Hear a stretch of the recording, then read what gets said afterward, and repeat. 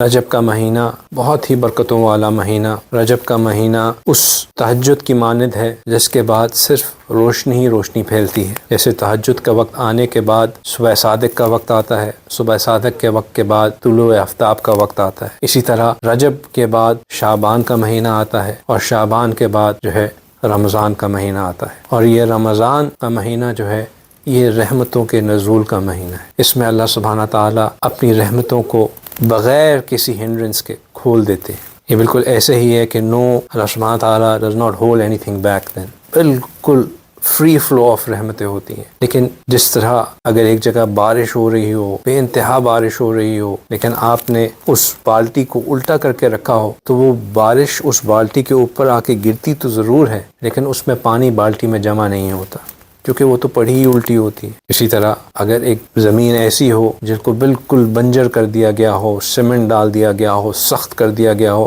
تو بارش اس کے اوپر ہوگی تو ضرور، لیکن اس کے اوپر سے کوئی ہریالی نہیں پیدا ہوگی، کوئی اس میں بوٹا نہیں نکلے گا۔ وجہ کیا ہوتی ہے کہ آپ نے اس زمین کو تیار نہیں کیا ہوتا۔ نبی پاک صلی اللہ علیہ وسلم کی یہ سنت مبارکہ ہے کہ آپ رمضان کے لیے تیاری رجب سے کرنا شروع کر دیتے تھے۔ رجب وہ مہینہ تھا جہاں آپ رمضان کی فکر میں لگ جاتے تھے۔ رجب، شعبان، پھر رمضان۔ یہی وجہ ہے کہ کہا جاتا ہے کہ رجب زمین تیار کرنے کا مہینہ، شعبان بیج بونے کا مہینہ، اور رمضان پھل کھانے کا مہینہ۔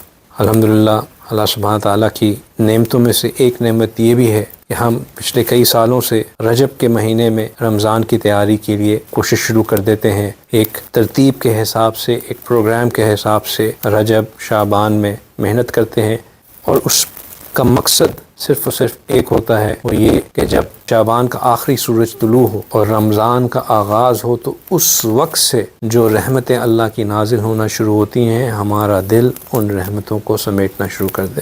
اللہ کی رحمت بہت وسیع ہے۔ اللہ سبحانہ تعالیٰ رمضان کے آخری رات تک، جس کو ہم چاند رات کہتے ہیں، اس رات تک لوگوں کو بخشتے ہیں۔ لیکن عقل مند وہ ہوتا ہے، اس دنیا میں اگر کہیں سیل لگی ہو اور وہ بندہ کہے کہ یار بس دکان بند ہونے والی تھی اور تب میں دکان میں داخل ہوا اور جو کچھ بچا کچا تھا وہ میں نے لے لیا، اس کو کوئی عقل مند نہیں کہے گا۔ وہ کہیں گے یار تم نے سیل کی اپرچونٹی کو لوز کر دیا۔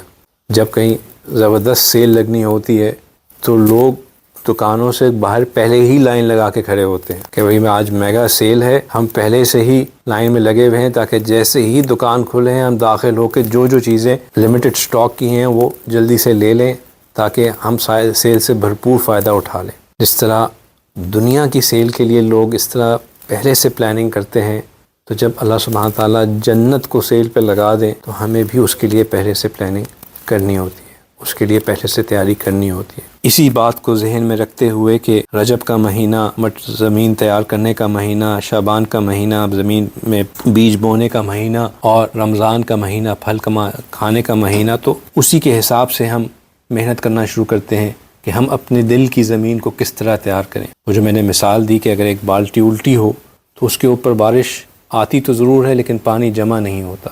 رمضان میں جو بارش ہو رہی ہوتی ہے وہ اللہ کی رحمتوں کی، اللہ کے نور کی بارش ہو رہی ہوتی ہے۔ اگر ہم نے اپنے دل کی بالٹی کو سیدھا نہیں کیا، اس کا رخ صحیح نہیں کیا، تو اس پہ نور آئے گا ضرور لیکن اس کے اندر جمع کچھ نہیں ہوگا، وہ سب بہہ جائے گا، ضائع ہو جائے گا۔ اسی طرح اگر ہم نے اپنے دل کے سوراخ کو نہیں بند کیا تو وہ جو کچھ اس کے اندر پانی آئے گا، بے شک اس کا منہ سیدھا بھی تھا، تو وہ پانی اس کے اندر ریٹین نہیں رہے گا، کچھ عرصے بعد سب بہہ جائے گا۔